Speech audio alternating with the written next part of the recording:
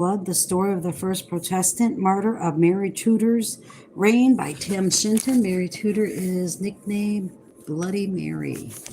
Chapter 1, Early Career.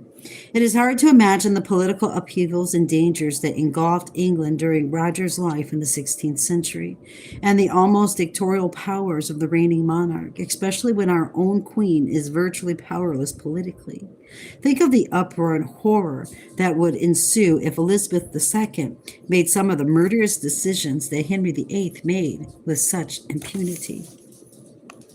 It is also hard to imagine how religion and politics could be so intertwined when most politicians today, if they are not atheists, studiously avoid any mention of God or the Bible or morality.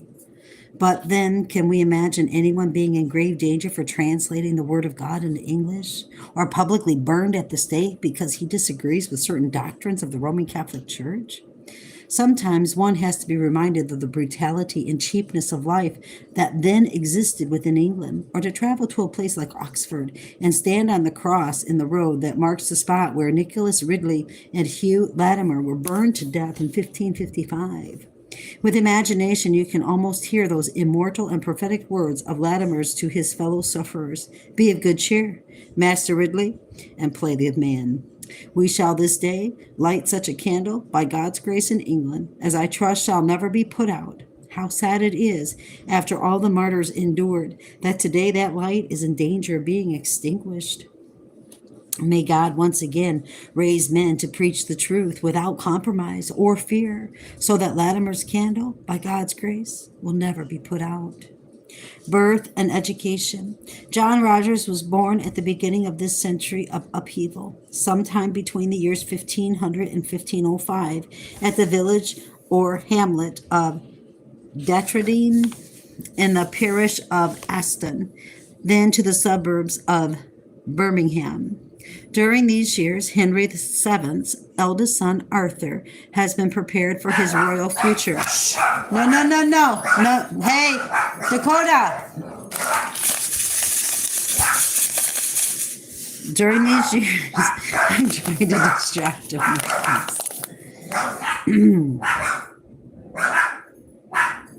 Was being prepared for his royal future, which included okay, I'm going to have to stop. Yeah. Dakota! Stop it! Dakota! I'll put you in the room! You want to go in the room? You want to go in the room, Dakota? Why? Okay. Is it Dad? What? Hey, food. Get in the room! Turn it now! Dakota! Get in the room! Daisy! Get in the room! In the room! Get in there! Push! I can't help it. They'll go just bark. You know, because they can. Hush! Hush! Hush! Hush! All right. I am so sorry. The dog's barking, everything going crazy, and then this shuts down.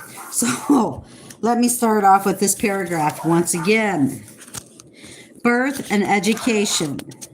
John Rogers was born at the beginning of this century of upheaval, sometime between the years 1500 and 1505, at the village or hamlet of Detterdene in the parish of Aston, then in the suburbs of Birmingham. During these years, Henry VII's eldest son Arthur was being prepared for his royal future, which included his marriage to Catherine of Aragon in 1501. But Arthur died the following year, probably before the marriage was consummated. In 1503, Queen Elizabeth died, and the king's attention was turned to protecting his surviving son, Prince Henry, whose ascension was only a few years away. Roger's father, by the same Christian name, was engaged in the metal industry, making metal furniture for horse harnesses. He was evidently a wealthy man. He married Marjorie Watt, and they had 5 children: John, William, Edward, Eleanor, and Joan. Their eldest, John, was educated at Pembroke Hall, Cambridge, where he graduated BA in 1526. This was the same college at which Nicholas Ridley was a member, and it is likely that Roger was not only his contemporary, but acquainted with him as well. The preaching of Hugh Latimer was also beginning to make a stir in Cambridge about this time, and there is little doubt that it exercised considerable influence on the mind of Rogers at a later period. Although there is no record of whether or not Rogers distinguished himself as a scholar at the university, he was obviously a hardworking student, setting good standards of discipline and preparing himself for the great task of editing and translating the Bible, in which he was soon to be engaged and after which he was soon to be regarded as one of the first scholars of the age. Holy Orders. In the same year as he took his degree, it is noted by some that he was chosen to the Cardinal's, now Christ's College at Oxford, and made a junior canon, but this is unlikely due to his age. Cardinal Wolsey formally opened Cardinal's College in 1526. The college buildings took over the site of St. Friedwide's monastery, suppressed by Wolsey to fund his college, which became a favorite with him. At that time, many efforts were made to attract to it the most noted and promising scholars from other institutions. The misinformation of Roger's transfer probably stems from these efforts. Large inducements were offered so that its reputation might be rapidly established and its interests advanced. Unknown to Wolsey, several of the young graduates that he brought from Cambridge had already imbibed the Reformed teaching, which they soon began to spread among the Oxford students. Thus, the college which Wolsey had gone to such a trouble to establish immediately became a focal point for the spreading of Lutheran heresy, quote and unquote, even though he himself was opposed to such teachings. Rogers went into holy orders, and nearly 2 years he officiated as rector of Holy Trinity, the Less, Knightrider Street in London, so named to distinguish it from Holy Trinity Prior, Aldgate. He was presented to the living by the prior and convent of St. Mary Overy in Southwark in the Diocese of Winchester on the 26th December 1532. He was canonically instituted in the same, with all its rights and appurtenances. He voluntarily resigned in the latter part of 1534, his successor being appointed on the 24th October of that year. After his martyrdom, his remains were brought back to Holy Trinity for burial. At this time, Rogers was an Orthodox Catholic priest. The Merchant Adventurers. In 1534, the Merchant Adventurers, a commercial corporation, called Rogers to be a chaplain to the English factory in Antwerp. The Fellowship or Company of the Merchant Adventurers was formally created in 1486 and consisted of those London merchants who controlled the profitable cloth trade with Flanders, on which England's commercial prosperity largely depended. Throughout the 1530s, in spite of some early trouble with the Emperor Charles V, ruler of Flanders, the merchant adventurers enjoyed a smooth and financially successful business. They were helped by the encouragement and policies of Thomas Cromwell, Earl of Essex, who himself had been a merchant and had close connections with the adventurers. Rogers served them for about 3 years as a quiet, unoffending priest, like many others of his class at that time. From his appointment, it is clear that Rogers did not leave England from motives of personal safety, although it is probable that his faith in the Roman Catholic Church had already been shaken, for he intimated to Stephen Gardiner, the Lord Chancellor, during his preliminary examination before the Privy Council, 22nd January 1555, a week before his final trial and examination, that Gardiner and the other bishops first brought him to the knowledge of the pretended primacy of the Bishop of Rome 20 years before, when he was a young man. It may therefore be reasonable to assume that he resigned his rectorship of Holy Trinity the less on account of his changing sentiments, and gladly accepted the invitation to the adventurers, knowing that at Antwerp he could enjoy greater freedom of conscience than was then tolerated in England. The Reformation advances. During the 10 years from Roger's graduation, the Reformation in Europe steadily advanced. It spread to Sweden and Denmark, established itself in Bern, and became official in Basel. The second Protestant university was founded at Marburg.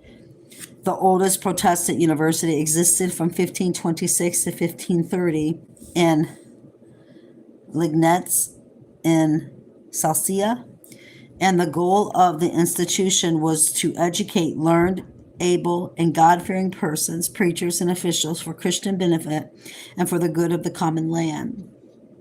In 1534, Henry VIII, who had acceded to the throne in 1509, was declared supreme head of the Church of England, thus signaling the final break with Rome and the jurisdiction of the Pope, whose authority had been under attack in England for about a year. Furthermore, Luther was declared an outlaw and therefore could not attend the Diet at Augsburg 1530. He also finished his German translation of the Bible. Philip Melanchthon's Augsburg Confession, a statement of Lutheran beliefs, was presented to Charles V on the 25th June at the Diet. John Calvin started the Protestant movement in France and published the first work, a commentary on Seneca's De Clementia, 1532. Tyndale finished printing the New Testament in 1526, which was the first printing of the New Testament in English and the first translation of the scriptures from the biblical Greek. Smuggled copies of this work were soon circulated throughout England. 4 years later, Tyndale's translation of the Pentateuch also appeared in England, with a prologue headed W.T. to the reader, and later the book of Jonah and his exposition of the first epistle of John. In 1534, his revised New Testament was printed, and in the spring of the following year, he was living contentedly at Thomas Ponce's English merchant's boarding house in Antwerp.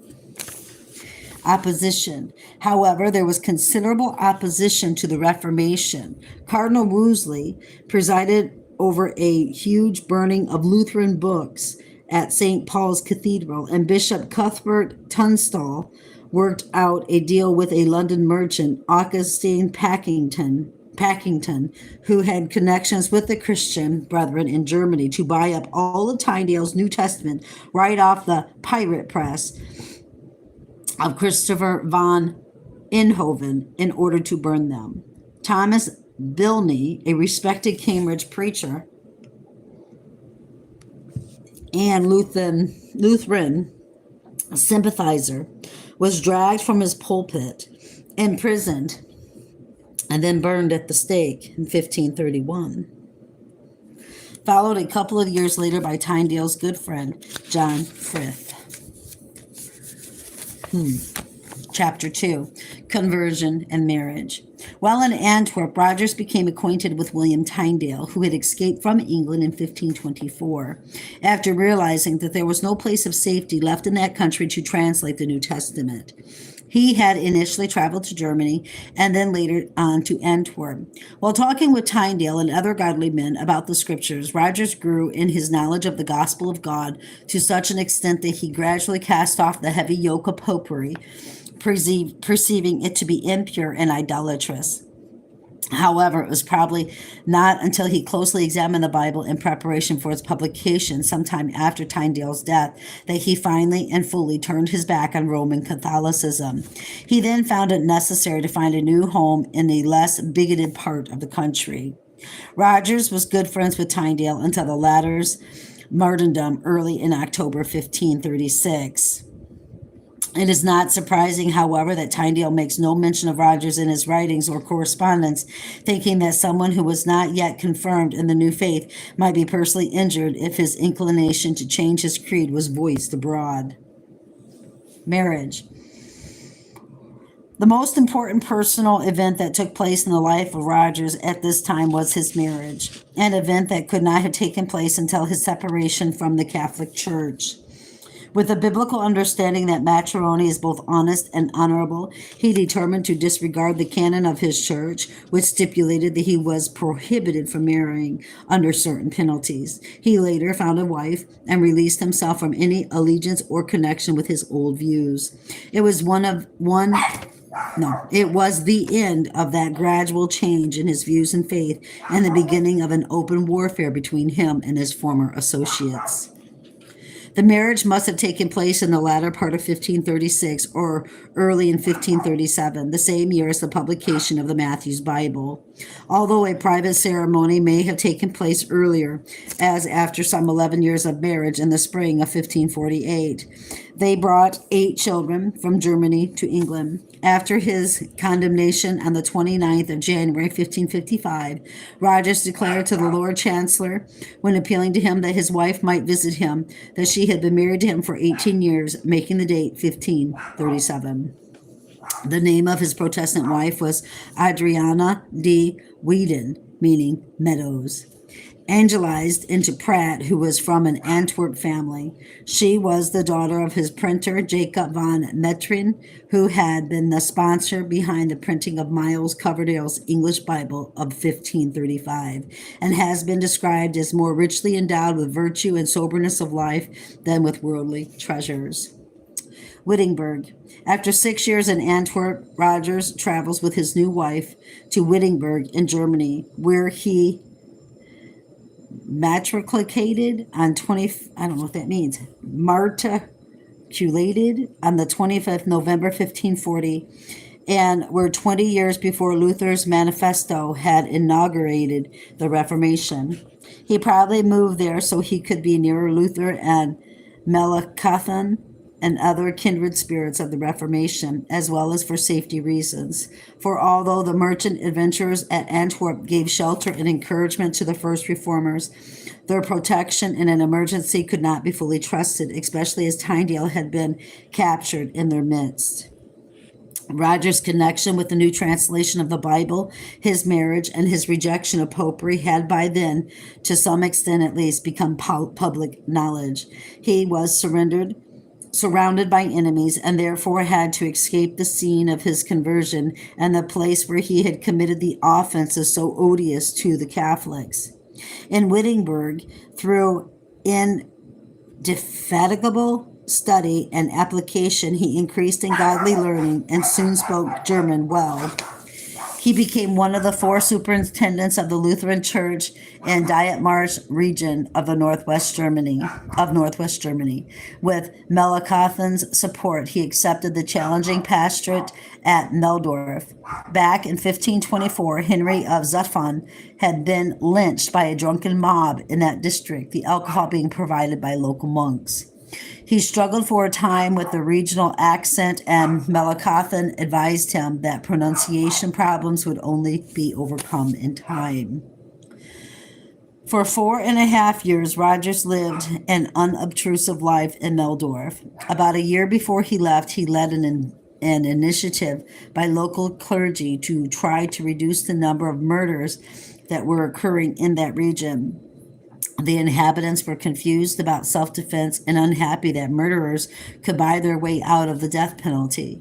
The ministers threatened to stop preaching and administering the sacrament if the secular authorities did not enforce imperial laws against murderers.